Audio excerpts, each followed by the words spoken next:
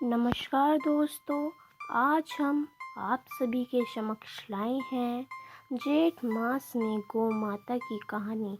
चलिए आरंभ करते हैं।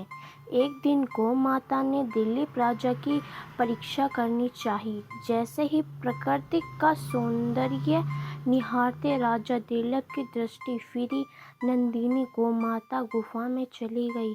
उस गुफा में एक शेर था। शेर ने गौ माता को पकड़ लिया और गौ माता करुण पुकारकर डरने लगी और राजा दिलीप से मदद की गुहार लगाने लगी। याद रहे, राजा दिलीप गुरु कृपा से चर अचर सभी प्राणी की भाषा समझ लेते थे। दिलीप राजा ने शेर के ऊपर जैसे ही धनुष बाण साधन किया तो उनका हाथ जहाँ का वहाँ जम हो गया और वे नित्सव से हो गई। क्योंकि यह सब खेल नंदिनी गाय का था। गाय का एक रूप भगवती दुर्गा भी है।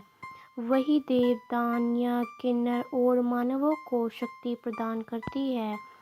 यहाँ तक कि भगवान शिव की पराशक्ति भी यह गोमाता ही है।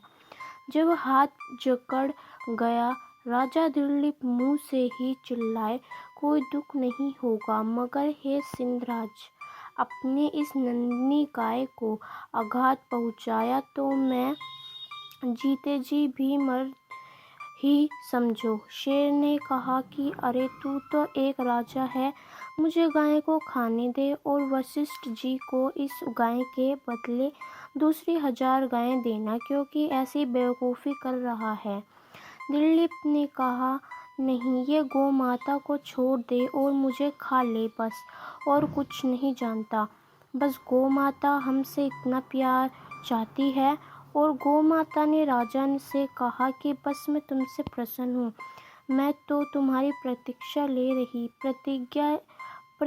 रही थी। ऐसा कह कर गौ माता ने अपना समस्त वैभव राजा को दिखा दिया और राजा ने कहा कि मुझे पुत्र चाहिए। और गौ माता की कृपा से दिलीप राजा ने रघु जैसा पुत्र प्राप्त किया, जिनके नाम पर ही आगे रघुवंश चला।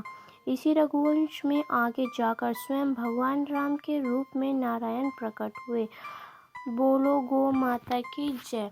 तो ये थी हमारी जेठ मास में गौ माता की कहानी, और हम आगे दिनों में आने वाले और कहानियाँ भी लेकर आएंगे। अगर आपको हमारा यह वीडियो पसंद आया हो, हमें कमेंट कर ज़रूर बताएं, और अंत तक हमारे साथ बनने के लिए आप सभी का बहुत बहुत धन्यवाद।